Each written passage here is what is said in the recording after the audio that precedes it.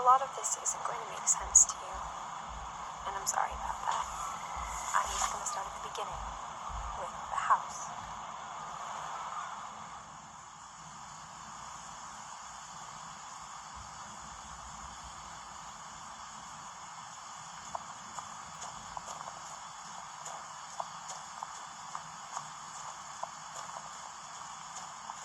I lived here until I was 11, but I wasn't allowed inside half the rooms.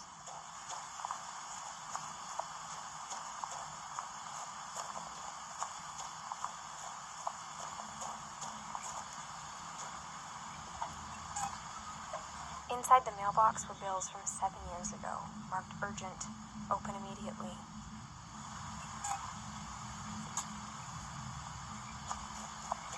I hadn't been back since my brother Lewis's funeral.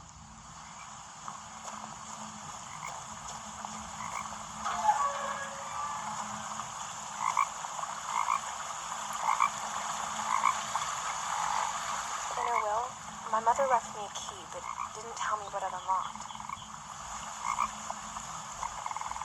Maybe she thought I'd know, or she thought the mystery would be enough to bring me back.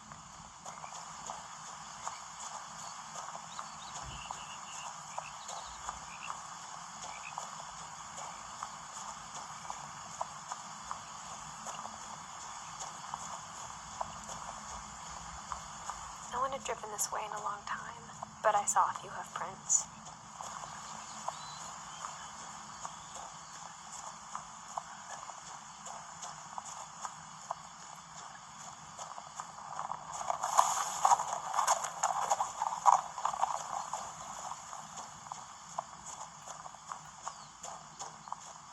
The truth is, even after I inherited the house, I never thought I'd come back to it. But now I had questions about my family that only the house knew the answers to.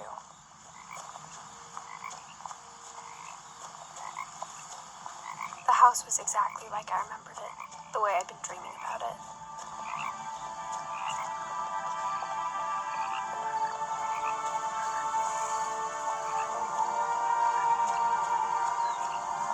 As a child, the house made me uncomfortable in a way I couldn't put into words.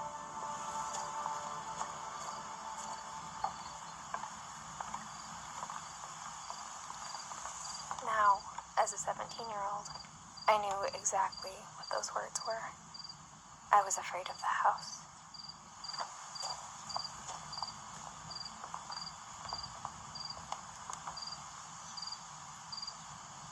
I hoped the key might unlock the front door.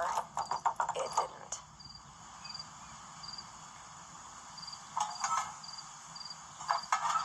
Looking in, I felt like the house itself had been waiting for me.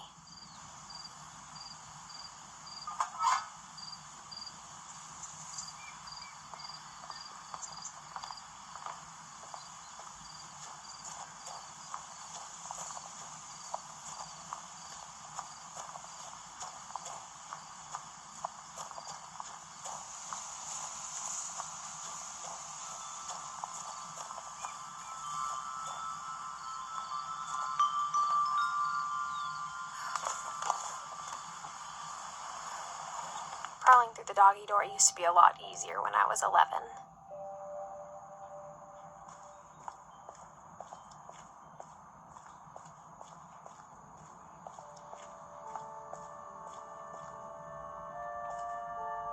The power had been turned off the night we left. For the first time in years, I felt like I was home. But instead of a family, there were just memories of one.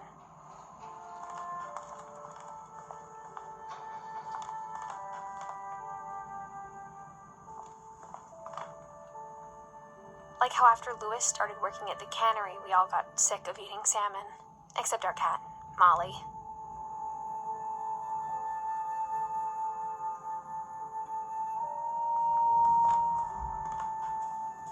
The table was still a wreck from the night we left.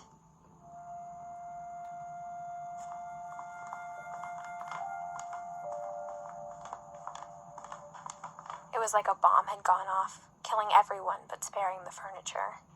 My mom was the only one of us who could imagine Great-Grandma Edie living in a nursing home.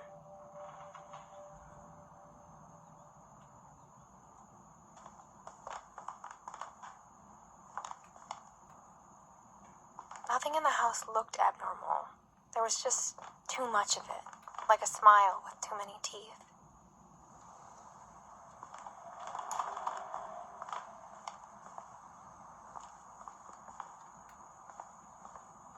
Mom always told me to stay out of the basement, so I wasn't too surprised when the key didn't fit.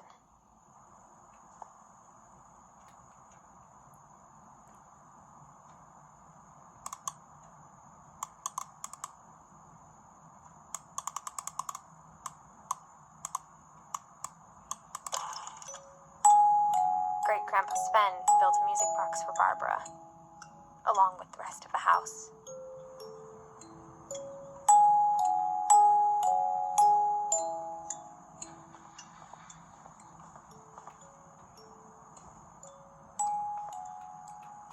A lot of things got left behind in the whirlwind of that last night.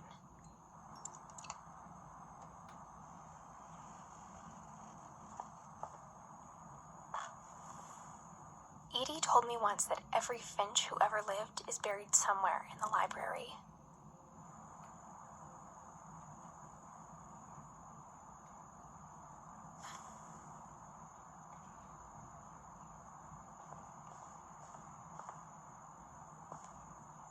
After Milton disappeared, Mom sealed up all the bedrooms. Then Edie retaliated and drilled peepholes.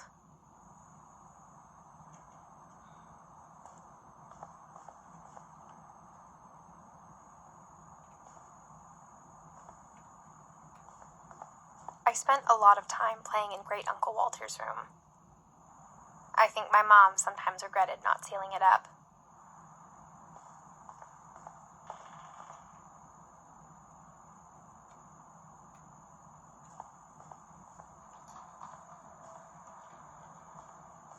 Lewis told me there were secret passages, but I never believed him.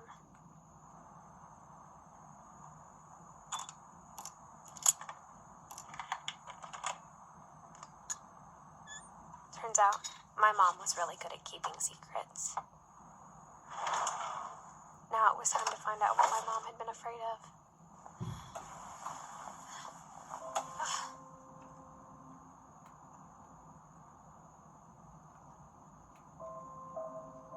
From the paintings on the wall, it was clear my brother Milton had been here before me. Reading this, maybe it sounds like I had a plan. But I had no idea what was behind that door.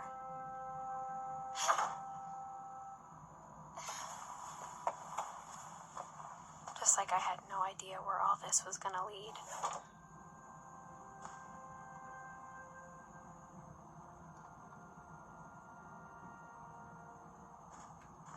I grew up looking at Molly's room through the peephole.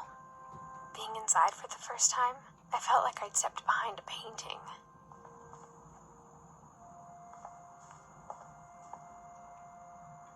I got the sense Edie had spent a lot of time here, before my mom sealed the doors.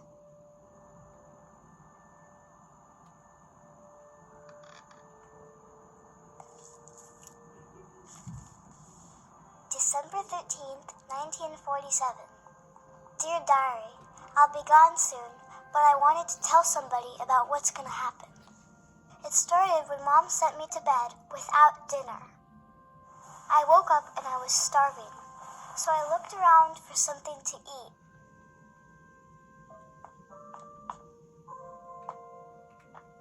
The gerbil food was dry, but I didn't mind it.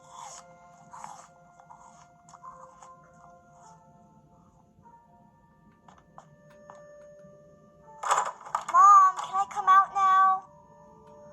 Sweetheart, it's late. Go to sleep.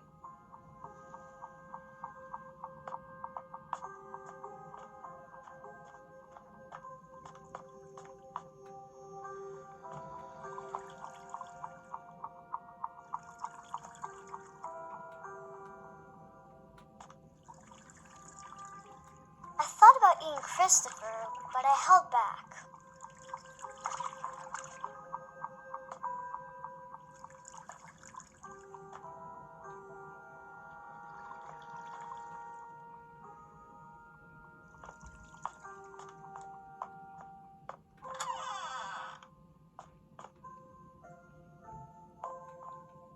I kept eating and eating.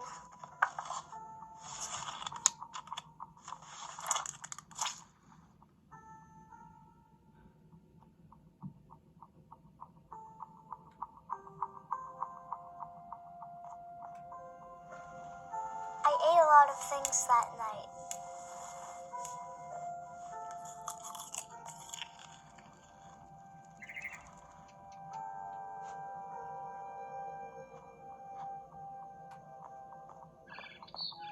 Then I heard chirping outside my window.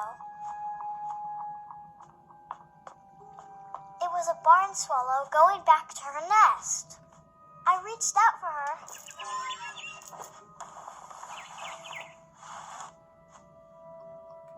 And suddenly, I was a cat.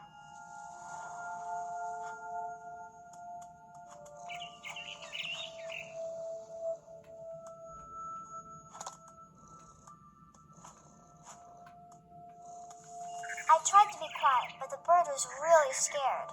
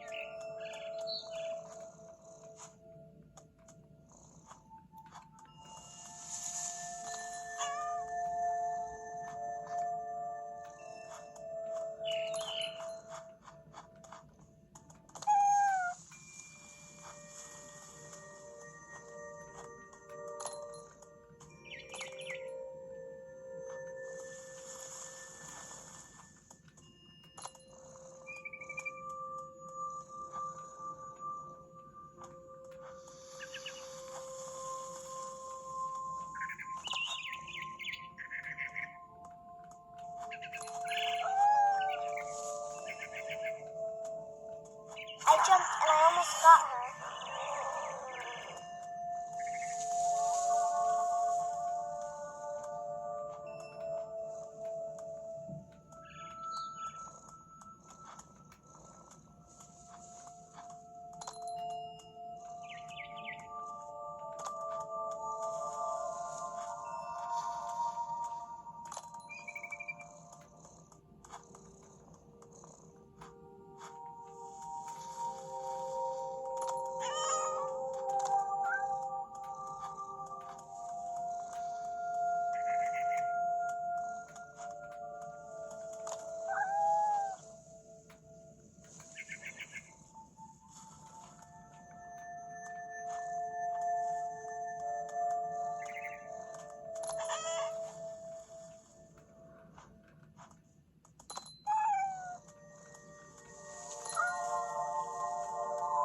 Now I was up in the big tree. I promised Dad I wouldn't climb it anymore. All I cared about was eating that mama bird.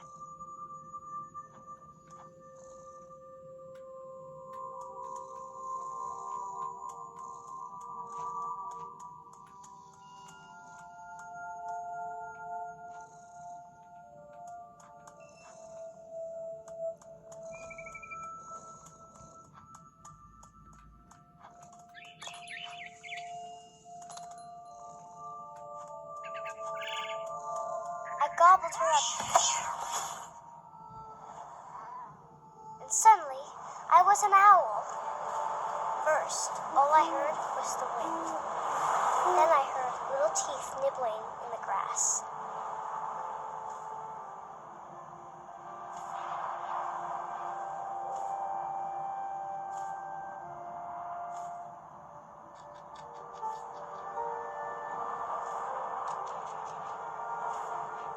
Rabbits.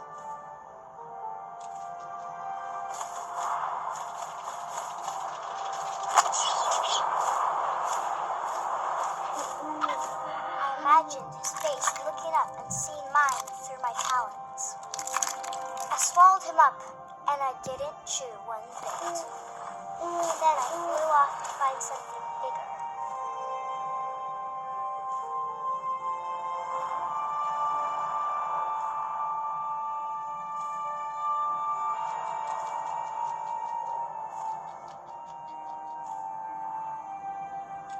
A mama rabbit.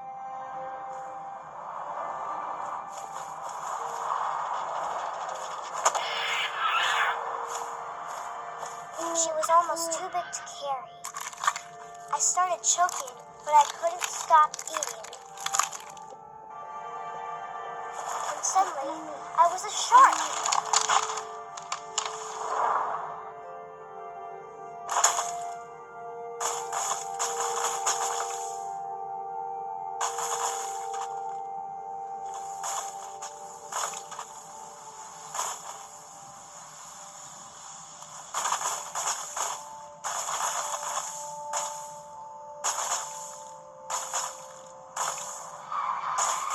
I rolled off the cliff and into the ocean.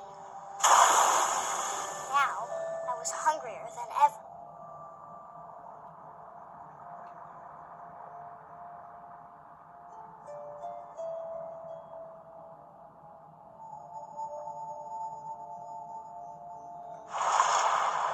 I wanted fat, juicy seeds. I tore off her flipper, and it tasted really good.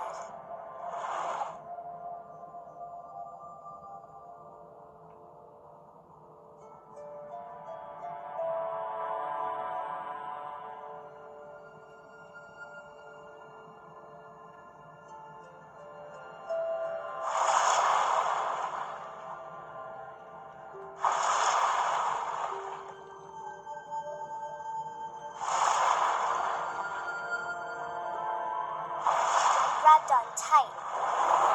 And when I was so hungry, I jumped out of the water. When I opened my eyes, everything had changed.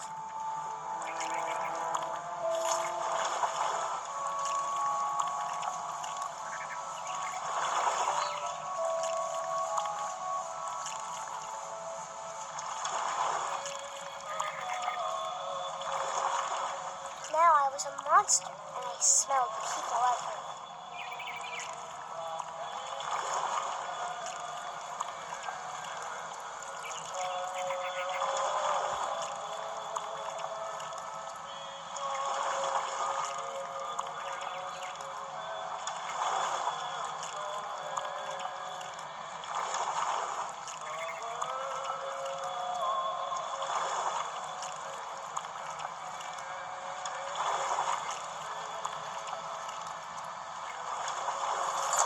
I was big, but I moved real quiet.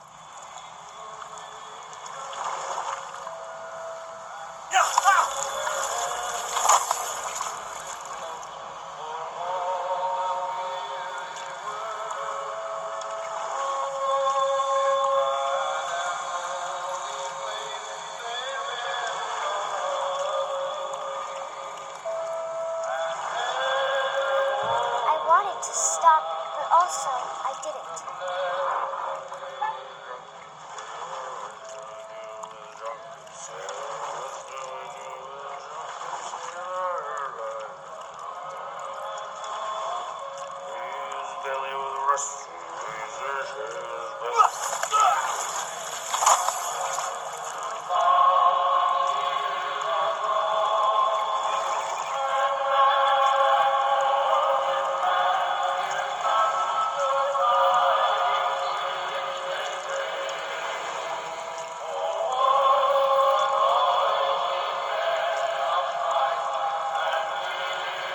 After the last passenger, I was still hungry. And to cross the water, I smelled something new.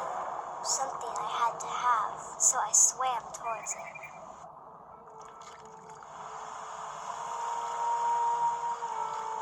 I slithered onto the sand, and the good smell went into an old pipe.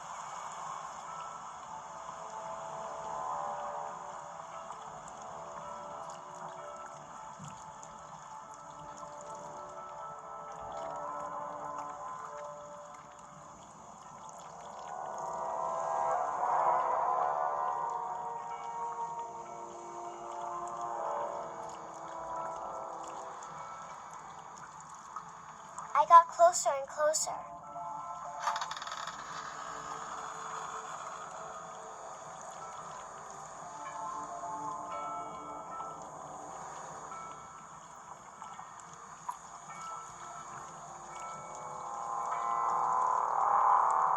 All my stomach started growling. And suddenly, I was me again. I held my breath for a long time, but I couldn't hear anything. I think it's waiting for me to fall asleep. But it's not going to wait much longer. It needs to be, and we both know I will be delicious.